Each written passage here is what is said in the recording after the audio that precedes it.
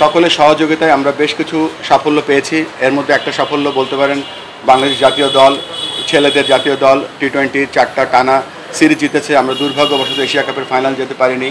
আমাদের মেয়েদের দল প্রস্তুতি নিয়ে বিশ্বকাপ খেলা শুরু করেছে। আমাদের আন্ডার-19 জিম্বাবুয়েতে ট্রাই নেশন চ্যাম্পিয়ন হয়েছে। আমাদের হাই পারফরমেন্স দল এ দল অস্ট্রেলিয়া খেলে এসেছে। সব কিছু মিলিয়ে ক্রিকেট অপারেশনসটা আমার সাথে ফাইম ভাই আছে, তিনি আরও ভালো বলতে পারবেন আমার থেকে, সেটা একটা সাফল্য। আর একটা সাফল্য যেটা হচ্ছে যে বাংলাদেশ ক্রিকেটের অ্যাকচুয়ালি স্ট্রেংথটা কী, আমরা যখন প্ল্যান করলাম ট্রিপল সেঞ্চুরি প্রোগ্রামের মাধ্যমে যে ক্রিকেটকে ডিসেন্ট্রালাইজ করলে কী হতে পারে, তার ছোট্ট কিছু আমরা নমুনা পেয়েছি। এক নম্বরে হচ্ছে যে আমরা চিটাগংয়ের যে 11টা জেলা, সেই 11টা জেলা নিয়ে আমরা একটা আঞ্চলিক ইভেন্ট করতে পেরেছি। সেখানে সেটা সাফল্য আমরা অনেক পেয়েছি। সেটা ছিল ওয়ান অফ টেস্ট কেস। আমরা অনূর্ধ্ব 16 এবং 19-এর আমরা রাজশাহী বিভাগ নিয়ে একটা ইভেন্ট করেছি। আমরা জেলা যে 64টা জেলার প্রায় অর্ধেক কোচদেরকে আমরা অলরেডি নতুনভাবে গেম ডেভেলপমেন্ট ডিপার্টমেন্টের মাধ্যমে আমরা তাদেরকে আপগ্রেড করেছি। আমরা লেভেল 3 বাংলাদেশ ইতিহাসে কখনো হয়নি, লেভেল 3 একটা কোচিং কোর্স করিয়েছি। আমরা সাইমন টাফেলের মতন বড় আম্পায়ার প্রশিক্ষক নিয়ে এসেছি আমরা এখানে ক্রিকেট আম্পায়ারদের উন্নয়ন করার জন্য। আমরা ম্যাচ রেফারি উন্নয়ন করছি। আমরা টনি হেমিন্সকে নিয়েছি এখানে গ্রাউন্ডস ডেভেলপমেন্ট করার জন্য। আমরা কিউরেটরদের জন্য একটা কোর্স করেছি। সবথেকে ইম্পর্টেন্ট যে আপনারা জানেন যে ক্যাটাগরি 3-তে যেই সংস্থাগুলো আছে তাদের জন্য একটা লেভেল A কোচিং কোর্স করিয়েছি আমরা। তো ওভারঅল আমরা যে 10 জন ক্রিকেট বোর্ডের ডিরেক্টর ছিলাম, আমরা 10 জন ক্রিকেট বোর্ডের ডিরেক্টর মিলে এই কাজগুলো করেছি এবং এই কাজগুলো করার মাধ্যমে আমাদের কাছে মনে হয়েছে যে আমাদের যে সম্ভাবনা এটা অসীম। আমরা এখন কিন্তু শুধুমাত্র ঢাকা ক্লাব ক্রিকেট নিয়ে আমরা অনেক ব্যস্ত ছিলাম এবং সেটা নিয়ে আমরা থাকবো। সাথে সাথে দেশের ক্রিকেটকে আমরা একেবারে জানি। দেখেন, জেলার থেকে যারা আসছে আমরা হয়তো তাদেরকে বলি যে জেলার কাউন্সিলর, আমরা কাউন্সিলর নামটা সরিয়ে বলবো তারা হচ্ছে জেলার প্রেসিডেন্ট, এবং সেই প্রেসিডেন্টের মাধ্যমে আমরা জেলার উপজেলায় প্রত্যন্ত অঞ্চলে ক্রিকেট কীভাবে ছড়িয়ে দিতে পারি সেই চেষ্টাটাই আমাদের মূল থাকবে। হ্যাঁ, সেখানে এটা আমাদের হাতে কিছুই নেই, এটা নির্বাচন কমিশন। এবং আপনারা জানেন যে মাননীয় জজ বা ঢাকা আমাদের যে জুডিশিয়াল ডিপার্টমেন্ট সেখানে তারা গিয়েছে, সেটা আমাদের হাতে কিছু করার নেই।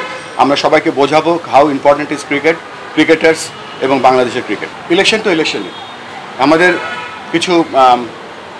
কিছু জায়গা আছে, একজন আমি প্রতিনিধি বা নির্বাচন করছি, আমার একটা রোল ছিল সেখানে। বাংলাদেশের ক্রিকেট বোর্ডের যে কনস্টিটিউশন আছে, কনস্টিটিউশনের মধ্যে থেকেই আমরা সব করেছি। এবং একটা জিনিস ক্লিয়ার করতে চাই আপনাদের কাছে, এখানে আমার একটা চিঠির বিরুদ্ধে একটা রিট হয়েছিল এবং সেই রিটটার কারণটা ছিল যে আমি একজন ক্রিকেট বোর্ডের সভাপতি এবং সেখানে যখন আমার বরাবর চিঠিগুলো এসেছিল এবং সেই চিঠিতে কিন্তু ক্লিয়ারলি বলা ছিল যে বাংলাদেশ এই ইলেকশনের 3টি গুরুত্বপূর্ণ জায়গা। একটা হচ্ছে যে জেলা এবং বিভাগীয় ক্রীড়া সংস্থার যিনি সভাপতি তিনি হচ্ছেন জেলার সাধারণত জেলা প্রশাসক হয়ে থাকেন, তিনি সই করবেন। একটা জেলা ক্রীড়া সংস্থা যেহেতু নেই, এখন একটা অ্যাডহক কমিটির মধ্যে আছে এবং অ্যাডহক কমিটির মধ্যে একজন ক্রিকেটার হতে হবে বা ক্রিকেট সংশ্লিষ্ট ক্রিকেটের অর্গানাইজার হতে হবে। যখন আমি এই লিস্টটা পেলাম ইনিশিয়ালি, তখন দেখলাম মাত্র 3 জন কোয়ালিফাই করেছে এবং 3 জনের মধ্যে একজন ছিল শরীয়তপুরের, একজন ছিল জামালপুরের, আর একজন সম্ভবত আর ভুলে গিয়েছি কে।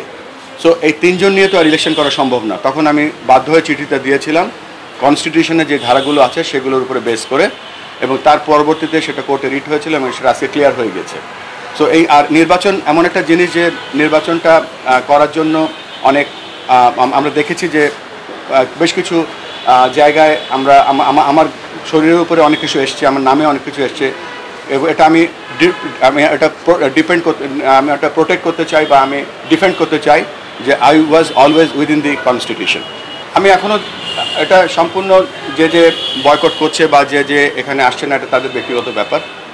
আমি উইদিন দ্য কনস্টিটিউশন যেটা ঘটতে চাচ্ছি নির্বাচন কমিশনের আন্ডারে, আমি তার মধ্যেই থাকতে চাচ্ছি এবং তার বাইরে আমি কোনো কথা বলবো না। আমার কাছে আমার এক্স্যাক্টলি মনে নেই আমি কবে বলেছি ক্রীড়া উপদেষ্টা আমাকে রিকোয়েস্ট করেছে বা ক্রীড়া উপদেষ্টা আমাকে সবসময় সহযোগিতা করেছে এই কাজটা, আমি যেই 10 ইয়ারে কাজ করছিলাম। সে এখানে আমি তাকে একটু ধন্যবাদ দিতে চাই আরেকটা ব্যাপারে, তিনি একজন মন্ত্রী পদমর্যাদার মানুষ। তিনি বিভিন্ন ক্যাম্পে, আপনি বলছিলেন যে বিদ্রোহী দল বা যারা বয়কট করেছে, আমি নিজে জানি যে বিরাট সে বিভিন্ন জায়গায় তিনি গিয়েছেন এবং চেষ্টা করেছে একটা সুষ্ঠু নির্বাচন শুধু না, একটা ভালো বোর্ড যেন আমরা তৈরি করতে পারি।